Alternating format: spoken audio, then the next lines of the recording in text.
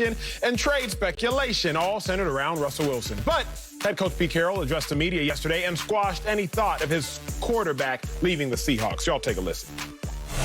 Russ has been our quarterback for a good while, and we've got a long contract with him. And when all of the conversation went about trades and all that, I knew what the truth was. We weren't trading Russell, but we're in great shape, and a long future ahead of us is shared. Russ knows that, and I know that, and we're very clear about it. It's why it was really obvious that we just had to sit back and let the media take its course with the topic, and so we did.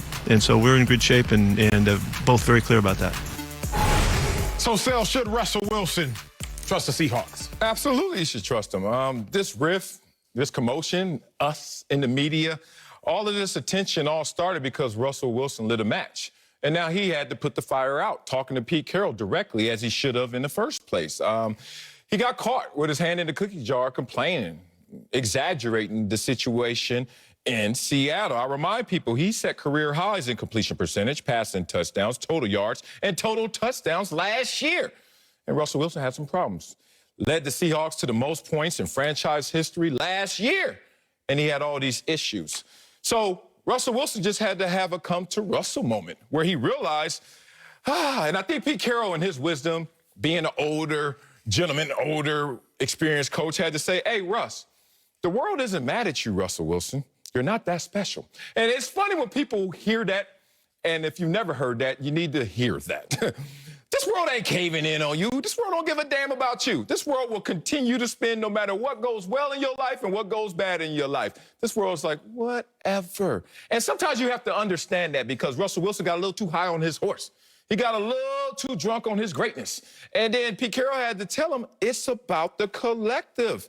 We're all replaceable. The only conversation after you're replaced is who's replacing you? Are they better than you? Or they're worse than you? So Russell Wilson had to know that he fits in as an important, the most important piece to the Seattle Seahawks puzzle. But trust me, they will construct this puzzle with or without you. The NFL will continue with or without you. So this organization had to come to Jesus moment, and Russell Wilson had to come to Russell moment. And I'm glad they did, because when all things settled, they realized how good they really have it. I co-sign where you're at on this one.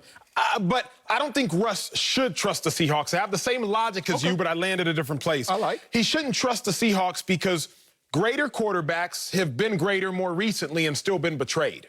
Talk to me. Meaning, Carson Wentz leads his team very highly. They go to a Super Bowl with Nick Foles as a starter. Carson Wentz has an 11-win season. That's more recent success at a greater capacity than Russell Wilson. Carson Wentz, get up out of there. Jared Goff, we can at least dispute that one. He leads his team to the Super Bowl 2018. Yeah. More success than Russell Wilson has had in the last recent future. And Sean McVay is like Jared Goff. You got to get up out of here.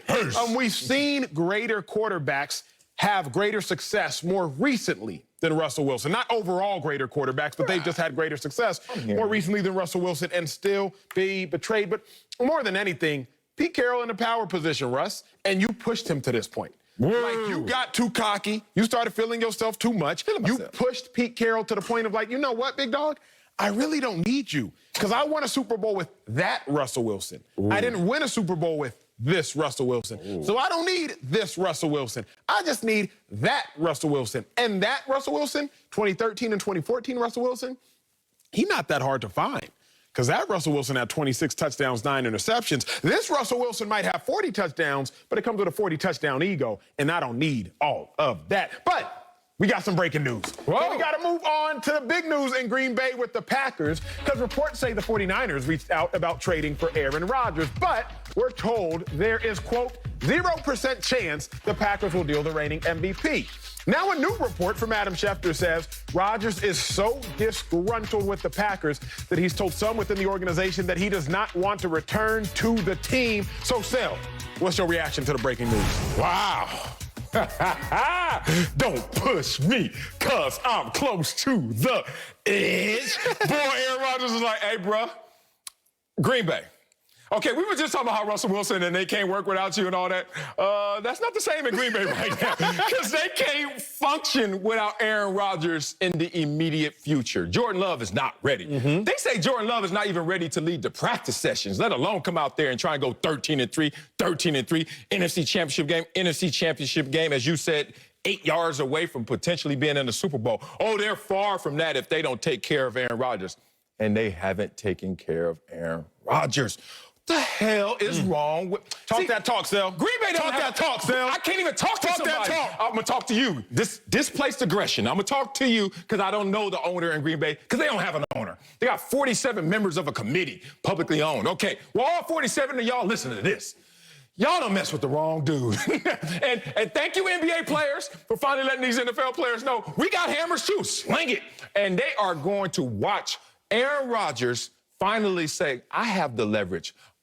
Look at me. I'm the captain now. Because they went and drafted. How ignorant is this? You're one step away from a Super Bowl appearance, potential win, and you go draft a bench-warming backup to me.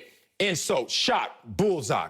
The next year, I go out there in this position, you try to restructure and rework my contract, which is full of booby traps, to incentivize you guys to get rid of me even faster. Aaron Rodgers is like, are y'all kidding? You know what? I'm tired of you guys missing when you try to put me in your scope. Put your guns down. I'll just walk away. And that's what this sounds like to me. A guy who got too close to the edge and just wants to say, hey, white flag, call it what you want. I'm ready. I love everything you said there. Aaron Rodgers, here's the thing, yo. If you push somebody far enough, they gon' go where you push them. And the Packers have been pushing and trying Aaron Rodgers. I've said it before, I will say it again. The Packers have wasted Aaron Rodgers' career. Oh, let me talk. Why do I say that? Aaron Rodgers has three NFL MVPs, but he has one Super Bowl. When did Aaron Rodgers get that one Super Bowl? When he had a top 5 defense. He's only been given a top 5 defense one time. Tom Brady was given a top 5 defense 8 times, and he had 6 Super Bowl appearances. Imagine if Aaron Rodgers was given that same caliber of defense over the year. Y'all gave him a top 5 defense one time, and in turn, he gave you a Super Bowl. Give Tom Brady a top 5 defense 8 times, and he takes you to 6 Super Bowls. Packers wasting Rodgers' career. What else? Only drafted one skill position since Aaron Rodgers took over as quarterback since he fell to them. And that skill position player was the player that's supposed to replace Aaron Rodgers. The Packers done played with Aaron Rodgers enough. They've pushed Aaron Rodgers enough. And now he's looking at them like, it ain't no fun when the rabbit got the gun. Bang, bang. Aaron Rodgers got the gun right now. And I'm glad that he's at least letting the Packers know who's really in charge, because it is Aaron Rodgers. Okay, well, they were 9th in defense last year. 9th, ain't top 5. Okay, top 5. You didn't say top 10. Damn. They do have a top 5 wide receiver and a top 5 running back. They do. One of only 2 teams to do that. I'll give Okay. you that. See, you know me, I got to flip the coin. Hey, wait a minute now. Hey, Aaron Rodgers, some of this is on you. That much. Itty bitty that much. Why didn't you run on that one play? Like, whatever. I know why you didn't run. You want to get your head taken off. Here's the thing. This is a situation that the ego is involved in the negotiation. And I'm not just talking about the negotiation in terms of contract this offseason. I'm talking about in the negotiation of team building, team construction. Like Aaron Rodgers literally watched them make not a lateral move in the draft last year in the first round, giving up assets to go get Jordan Love, but a backwards move. So even in a backwards attempt to undermine this team and Aaron Rodgers, he still got them to the same place, which lets you know Aaron Rodgers and his level of greatness. What do you do now if you're Aaron Rodgers? Because we're not pulling in the same direction. What leads you to break up, if you ever get into a real relationship, you'll understand what a breakup is.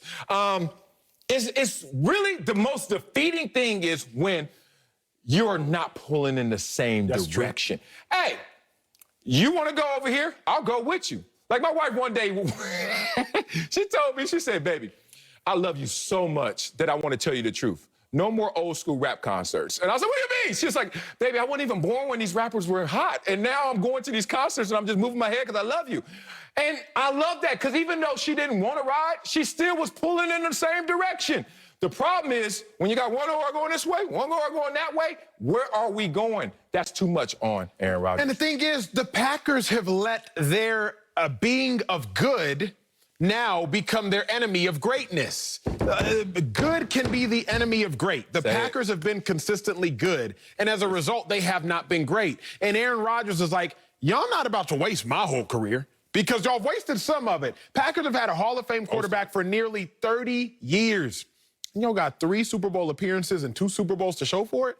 Like, you had Brett Favre and you had Aaron Rodgers, and all you have to show for it is 3 Super Bowl appearances and 2 Super Bowls. That got to make sense, and it doesn't make sense to Aaron Rodgers. Furthermore, let's go. in Aaron Rodgers' playoff losses, Packers defense gives up 35 points a game. Tom Brady just won a Super Bowl at the age of 43. But how did Tom Brady win that Super Bowl?